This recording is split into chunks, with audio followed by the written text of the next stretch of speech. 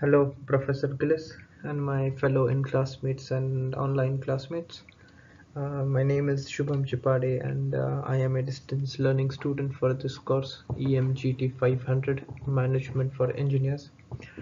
The following presentation is based on CK Prahalad's green board presentation shared by Professor Gillis, which focuses mainly on market volatility. After going through the two green board presentations, I chose this topic from CK Prahalad's excerpt as I found it interesting and something different than the other topics mentioned in the same presentation. And also the concept of market volatility is for me is new, and after a brief study or research about the topic, I've taken this as a challenge and prepared my presentation to follow. So moving on to the slides, this is the agenda for my presentation. Initially, to start with, I will give a short idea of what the market volatility is. Then I have tried to explain volatility by giving an example of the evolution of electric vehicles. Then I can explain the concept of scaling up and scaling down of production in terms of an automobile industry, and what are the effects of market volatility on this term. After this, I have focused on a very on a line from the green board presentation, which says influence without ownership is a critical capability to tackle volatility. And finally, in the last slide, I have made few points on how the management system should be for dealing with the volatility in the market, and I've placed my opinions or my viewpoints to end the presentation. So, what is market volatility?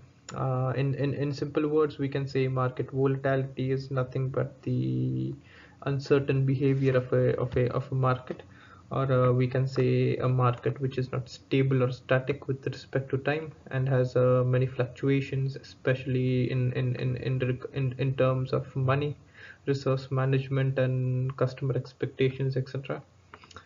As shown on this slide, there are two types of volatility: high volatility and low volatility.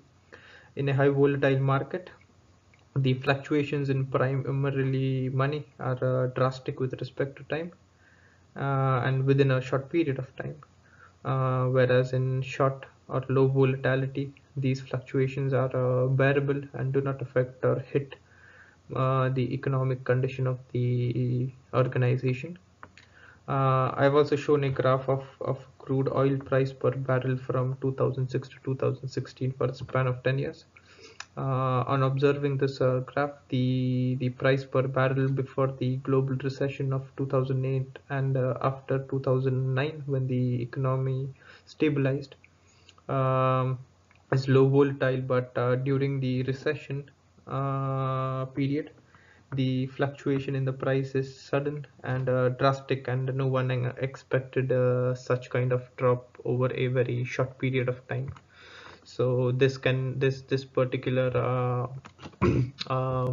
this particular incident can be termed as a highly volatile or high volatile change of the market conditions.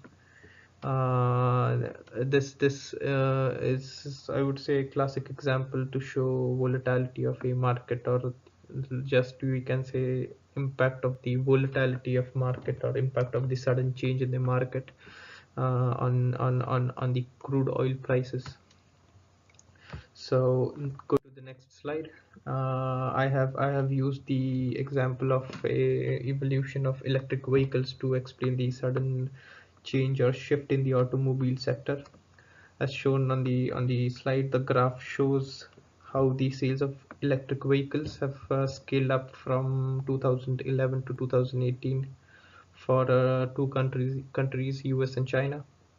The observing point is that the rate at which the sales for China has risen up are considerably higher than the sales for United States, whereas the other countries are not even in the picture.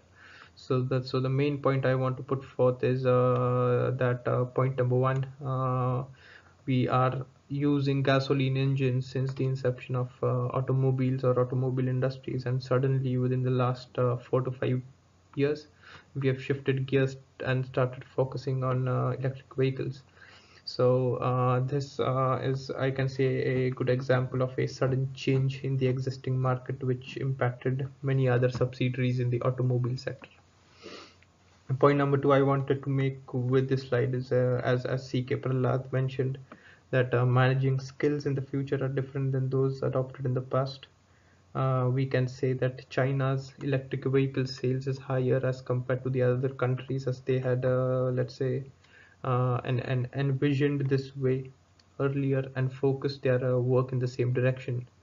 So for other countries, in order to adapt to such changes, they need to, or they should have made a providential managing system which thinks for the next 10 or 20 years, just like US and China did in the early 21st centuries. Going to the next slide, I can better explain scaling up and scaling down in terms of an automobile industry. Scaling up is a term when the productivity is increased for a specific period solely based on forecasting, acute forecasting, and scaling down is when the productivity is decreased due to the decrease in demands in the future. So this can be related to market volatility, where market volatility affects the scaling up and scaling down in some cases. But let's say a manufacturer has ramped up his productivity due to forecasted demand, and there is a sudden market fluctuation or disturbance, and the supplier will has to stand by his productivity, which might lead to an economic impact on the finance of the manufacturer, and also it may lead to an unexpected inventory build, which further affects the supply chain. In order to in order to deal with such a volatility, the management system or the managing system should have a very acute forecast study of the market beforehand of the future to avoid such risks, or to avoid such problems with the organization. um, Going to the next slide, I have this is just a sentence from the green board which caught my attention, as I am constantly in touch with the suppliers across the globe. It says influence without ownership is a critical capability. So in a product industry, to reduce the risk of volatility, or to reduce the impact of a market change on an organization, it is very important to manage others in the supply chain without actually governing them or controlling them, or taking their autonomy or taking their independency, or making things do your way. This statement is important so as to not interfere with the autonomy of the others in the supply chain, or others in the lower part of the hierarchy of the global supply chain. This will help, let's say, this will help us maintain a trustworthy relation along the supply chain. And going to the final slide, which says management system for dealing with market volatility. The management system or the administrative system should be proactive, which means that it should make decisions actively in the present to deal with the future. It should be providential. That means it should plan business for the next 10 to 30 years, and also measure and also take measures to contain potential risks.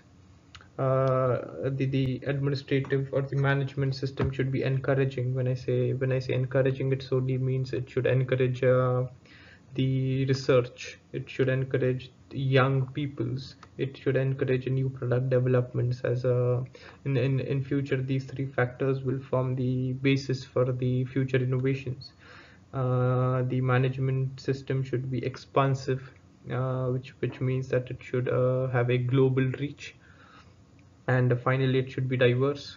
um, and after studying or researching on this topic from various articles and web, I have put forth my viewpoints or my understanding on how to deal with market volatility in the near future. So firstly is we can big organizations can try outsource to reduce the risk of any organization getting financially hit, and this can help distribute this impact across the subsidiaries in the global supply chain.